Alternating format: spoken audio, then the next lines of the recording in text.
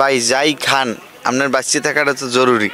সুস্থ থাকবেন না, আপনার তো ফিট থাকতে হবে। আপনি তামিম ইকবাল বাংলাদেশের মনে করেন যে আপনি নামেন ওপেনে 6 বলে 6 ছক্কা খাওয়ারও রেকর্ড আছে, আবার একবারে 3টা উইকেটও পেয়ে গেছি পরপর, এরকম রেকর্ডও আছে। ভাইকে দেখে অনেক ইন্সপায়ার্ড হইতাম ছোটবেলায় যে আরে মুশফিক ভাই যদি খেলতে পারে আমি কেন পারবো না। অনেকদিন বাংলাদেশ ক্রিকেটে সার্ভিস দিয়েছেন, এখন তো বয়সটা মনে করেন যে পড়িয়েছে, কিন্তু নিজের একটু ধৈর্য রাখতে হইবে, মন খারাপ করা যাবে না, আবেগী হওয়া যাবে না। আমি ক্রিকেট নিয়ে গান বানাইলে ঠাসঠুস বানাইলেও আপনারা শুনি ভালো লাগবে। আমার সঙ্গে যাকে দেখতে পাচ্ছেন কিটো ভাই নামে সবাই ছিলেন, মাশরুর ইলান।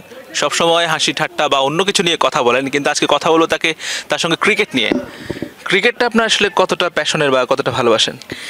আমি যখন এসএসসি পরীক্ষা দিব, ঠিক এসএসসি পরীক্ষার আগ মুহূর্তে আর কি, আমি তখন বরিশালে যে আমাদের ক্রিকেট কোচিং অ্যাসোসিয়েশন আছে ওইখানে ক্রিকেট একাডেমিতে আমি ভর্তি ছিলাম, বেসিক ক্রিকেট একাডেমি নাম ছিল। সো এটা দিয়ে বোঝা যায় যে I was very passionate to cricket. আমার ছোটোবেলা থেকে খুব ইচ্ছা ছিল, আমি আসলে right arm off spin bowl করতাম আর লেফট আর্ম ব্যাটিং করতাম সবসময়। সো এই কম্বিনেশনটা আমার নিজেরও খুব পছন্দ ছিল। আমার ব্যাটসম্যানের দিক থেকে আমার খুব ভালো লাগতো তামিম ভাইয়ের batting style, footwork. So from childhood I always love to play cricket. আমার ফ্যামিলিতে আমার এক বড় ভাই আছে যে ক্রিকেটার ছিল, সো তাকে দেখেও অনেক উদ্বুদ্ধ হতাম। সো আমার ক্রিকেটের প্রতি একটা ছোটোবেলা থেকে একটা অন্যরকম ভালোবাসা, বিকজ বাংলাদেশে আসলে আমরা যখন থেকে বড় হওয়া শুরু করছি তখন থেকে কিন্তু আসলে আমরা ক্রিকেটটাকেই অ্যাজ এ মেইন স্পোর্ট হিসেবে জানতে পারছি আমাদের দেশের। কারণ ফুটবল তো আসলে ওই টাইমটা তত বেশি এখন আবার ইদানিং ফুটবল জনপ্রিয় হচ্ছে, আর এর আগে 90-এর দশকে ছিল। সো ওই টাইমটা তো, এই দুইটা টাইমে আমরা আসলে আগের টাইমটা আমরা মিস করছি। এখনকার টাইমে এসে আবার ফুটবল জনপ্রিয় হচ্ছে, ক্রিকেটটা আস্তে আস্তে একটু এক্সাইটমেন্টটা কমে যাচ্ছে। বাট আমরা যে টাইমে বড় হয়েছি ওই টাইমে ক্রিকেটটা অনেক এক্সাইটিং একটা গেম ছিল আমাদের জন্য। এশিয়া কাপ থেকে শুরু করে 2007 ওয়ার্ল্ড কাপ, তারপরে যে কয়টা ওয়ার্ল্ড কাপ হলো আর কি, each and every event was exciting. এবং ওই জায়গা থেকে আসলে ক্রিকেটের প্রতি আমাদের নেশা, এলাকায় পাড়ায় ক্রিকেট খেলা, সেখান থেকে ক্রিকেট খেলার প্রতি আগ্রহ। এবং আজকে এই স্টেজে এসে এখন সেলিব্রিটি চ্যাম্পিয়ন্স ট্রফি বা সেলিব্রিটি ক্রিকেট লিগ যেটাই বলি না কেন, তাদের সাথে ক্রিকেট খেলার একটা সুযোগ হচ্ছে, তাও মানে অ্যাকচুয়াল প্রফেশনাল ক্রিকেটের মতো। আমার জন্য একটা অদ্ভুত অন্যরকম একটা এক্সপিরিয়েন্স। আপনাদের দল নিয়ে কতটা হ্যাপি, প্রস্তুতি কেমন হয়েছে? আমি মনে করি যে আমাদের দলটা মানে one of the strong contender এইবার ট্রফি লিগে, বিকজ আমাদের দলে পার্সোনাল কোচ ছিল, আমাদের পার্সোনাল টিম অ্যানালিস্ট ছিল, পার্সোনাল হচ্ছে গিয়ে আমরা আমাদের ফিল্ডিং কোচ ছিল। সো আমরা মানে প্রফেশনালিজমের জায়গাতে কোনো ঘাটতি রাখার চেষ্টা করি নাই। প্র্যাকটিস করছি, ফিল্ডিং প্র্যাকটিস সেশন ছিল, ব্যাটিং বোলিং তিনোটা বিভাগে আমরা চেষ্টা করছি যতটুকু এফোর্ট দেওয়া যায়। খুবই স্বল্প সময় ছিল, 6-7 দিন হয়তো আমরা প্র্যাকটিস করার সময় পাইছি। বাট সেই জায়গাটাতে আসলে সম্পূর্ণ একটা ক্রিকেট বলে খেলা, ব্যাট প্যাডস এগুলো পরে কমফোর্টেবল হওয়া, এগুলো হইতেও অনেক সময় লাগে। বাট তারপরে এই অল্প সময়ের মধ্যে অনেকেই চেষ্টা করতেছে, বিশেষ করে সিয়াম ভাই খুবই ভালো লেগ স্পিনার, খুবই ভালো বোলিং করে, পাভেল ভাই, পার্থ শেখ ভাই এরা খুবই ভালো ব্যাটিং করে, আশিক জাহিদ ভাই আছেন উনিও খুব ভালো ব্যাটিং করেন, বোলিং করেন। So as a media artist হিসেবে এদেরকে সবসময় দেখে আসছি, বাট অ্যাজ এ ক্রিকেটার হিসেবে কখনো দেখি নাই। বাট যখন আসলে এদের একটা ডিফারেন্ট লুক দেখতে পাচ্ছি, it's really something very different. খুবই মজার একটা এক্সপিরিয়েন্স আমি বলবো। একই সাথে সবাই খেলতেছি, মিডিয়ার কলিগ সবাই, এবং সেই জায়গা থেকে নিজেরা এনজয় করতে পারতেছি। দ্যাটস টোটালি ডিফারেন্ট এক্সপিরিয়েন্স আমি বলবো। আপনার ক্রিকেট ক্যারিয়ারে আপনার সর্বোচ্চ পারফরমেন্স কেমন ছিল, বা রান কত, উইকেট কত? না আমি আসলে ওইভাবে তো কখনো পাড়ার ক্রিকেট বলি, আর যেটাই পাড়ার ক্রিকেট যদি বলি ওটা তো আসলে মনে থাকে না। মানে 6 বলে 6 ছক্কা খাওয়ারও রেকর্ড আছে, আবার একবারে 3টা উইকেটও পেয়ে গেছি পরপর, এরকম রেকর্ডও আছে। মানে হ্যাট্রিক হয় নাই, হয়তো দেখা গেছে 2 উইকেট পাইছি। বাট আমার লাইফে এখনও পর্যন্ত আমার স্পিন বোলিংয়ের বেস্ট ফিগার আমার যতটুকু মনে পড়ে, আমি যখন ক্লাস 9-এ পড়ি তখন আমার এলাকায় একটা টুর্নামেন্ট হয়েছিল, মানে একবারে 2 রান দিয়ে 3 উইকেট পাইছিলাম। এবারে টুর্নামেন্টের টার্গেট কি? আমার এবারের টুর্নামেন্টের টার্গেট হচ্ছে স্পিন বোলিংয়ে, মানে বোলিং অ্যাটাকে one of the strongest spinner হওয়া। আমি আসলে ব্যাটসম্যান না, আমি অলরাউন্ডারও না, আমার কাজ হচ্ছে স্পিন বল দিয়ে কাজ করা। সো আমি স্পিন বল নিয়ে অনেক বেশি প্যাশনেট, আমার স্পিন বল করতে খুবই ভালো লাগে। বাংলাদেশের কোন স্পিনারের বল সবচেয়ে বেশি ভালো লাগে, আর ওয়ার্ল্ড ক্রিকেটে কার? যদি ওয়ার্ল্ড ক্রিকেটের জায়গা থেকে বলি, মানে ওয়ার্ল্ডের বেস্ট স্পিনার যদি আমার কাছে জিজ্ঞেস করেন কে, তাহলে ডেফিনেটলি আমার কাছে শেন ওয়ার্নকে অসম্ভব ভালো লাগে। সে হচ্ছে লেগ ব্রেক বল। আর অফ ব্রেক বলারের মধ্যে যদি আমি বলি তাহলে হচ্ছে কি আমার কাছে ভালো লাগে হচ্ছে সাইদ আজমল, মুতিয়া মুরলীধরনকে। আর তার পাশাপাশি হচ্ছে কি যদি বাংলাদেশের কথা বলেন তাহলে বাংলাদেশে সাকিব আল হাসান। ফেভারিট ক্রিকেটারকে বাংলাদেশের ফেভারিট ক্রিকেটার মুশফিকুর রহিম। মুশফিককেই কেন পছন্দ? মুশফিককে ভাল লাগে বিকজ মুশফিকের মানে হাইটটা মনে হয় আমার সাথে যায়। এই জন্য আমি ভাইকে দেখে অনেক ইন্সপায়ার্ড হইতাম ছোটবেলায়, যে আরে মুশফিক ভাই যদি খেলতে পারে আমি কেন পারবো না।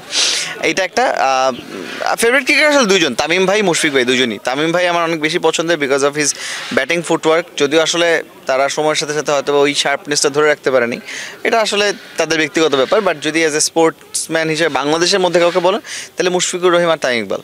যদি কখনো বাংলাদেশের কোনো ক্রিকেটারের বায়োগ্রাফিতে বা ছবিতে সিনেমাতে সুযোগ পান বা কার কোন ক্যারেক্টারটা বেছে নেবেন? তামিম ভাই, নো ডাউট তামিম ভাই। কেন? তামিম ভাইয়ের ক্যারেক্টারটা আমার কাছে মনে হয় যে আমি তার ক্যারেক্টারটা প্লে করতে পারবো, মানে I can feel his passion. আমি তার জায়গা তার মতো সে তো আবার একটু ভাত খায় আর কি, ভাত খাইয়ে হার্ট অ্যাটাক করি, তো ব্যাপারটা আমার সাথে যাইতেও পারে, যে আমিও তো একটু খাইতে দিতে পছন্দ করি, যদি এখন একটু ফিট হয়ে গেছি। বাট মানে তার সাথে আমার মনে হয় যে তার সাথে ক্যারেক্টার মিলে, যে একটু খেলতেও চাই এবার খাইতেও ইচ্ছে করে, গরুর মাংস দেখলে রাখতে পারি না ব্যাপার সেইটাই। কোনো ক্রিকেটারের সঙ্গে আপনার সম্পর্ক আছে বা কথাবার্তা হয় কিনা, হয়েছে কিনা? রেগুলার বেসিসে কথাবার্তা হয়নি এখন পর্যন্ত, বাট ব্যক্তিগতভাবে আমি যতটুকু জানি মিরাজ ভাইয়ের সাথে কথা হয়েছিল। মিরাজ ভাই আমাকে অনেকবার পার্সোনালি ফোন দিয়ে উনি আমাকে অ্যাপ্রিসিয়েটও করেছেন, 2বার ওনার সাথে কথা হয়েছে। এছাড়া ন্যাশনাল লেভেলে মানে ন্যাশনাল টিমের কোনো ক্রিকেটারের সাথে আমার এখন পর্যন্ত আর কোনো কথা হয়নি। এমনিতে দেখা সাক্ষাৎ হয়েছে, ফ্যান বয় মোমেন্ট। আপনি নিশ্চয়ই বরিশালের, হ্যাঁ। বরিশাল পরপর 2বার বিপিএল চ্যাম্পিয়ন হলো, মাঠে বসে খেলা দেখেছেন কিনা? হ্যাঁ, মাঠে গিয়ে খেলা দেখছি আমি এই যে লাস্ট টাইম এবার যে চ্যাম্পিয়ন হয়েছে এবার মাঠে গিয়ে খেলা দেখছি, আগেরবার দেখতে পারি না আনফর্চুনেটলি, বাট আগেরবার মানে এই যে এবার হচ্ছে কি আমি মাঠে গিয়ে খেলা দেখতে পারছি।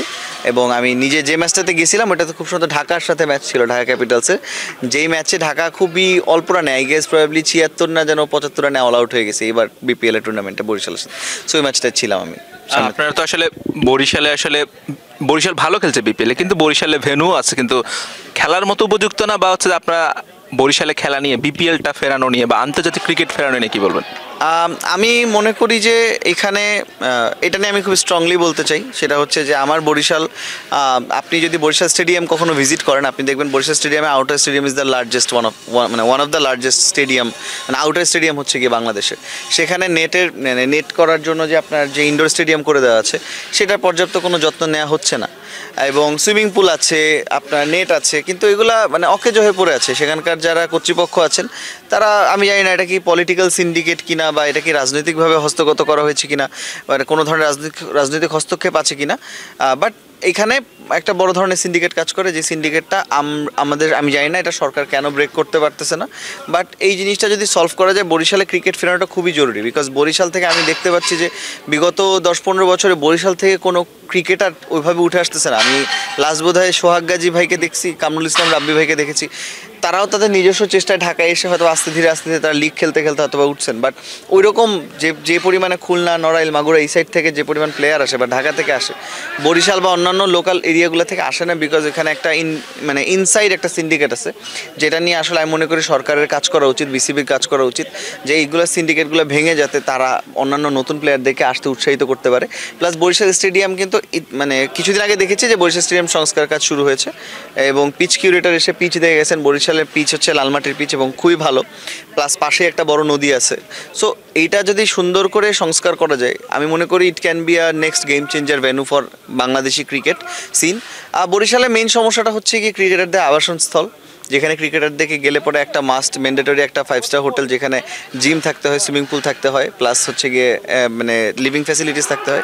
এই জিনিসটা অভাব আছে। আমি মনে করি সরকার এটার জন্য একটা যথাযথ উদ্যোগ নেবেন, যাতে বরিশাল থেকে শুরু করে, শুধুমাত্র বরিশালই না, যতগুলো বাংলাদেশের স্টেডিয়াম আছে স্টেডিয়ামগুলোকে প্লাস ওই স্টেডিয়ামকে কেন্দ্র করে যদি সেই ক্রিকেট বা যে কোনো ধরনের খেলাধুলার কালচারটাকে নার্চার করা যায়, আমি মনে করি তরুণ সমাজ মাদক বা এই ধরনের খারাপ পথে না গিয়ে তারা একটা ভালো দিকে আগাবে।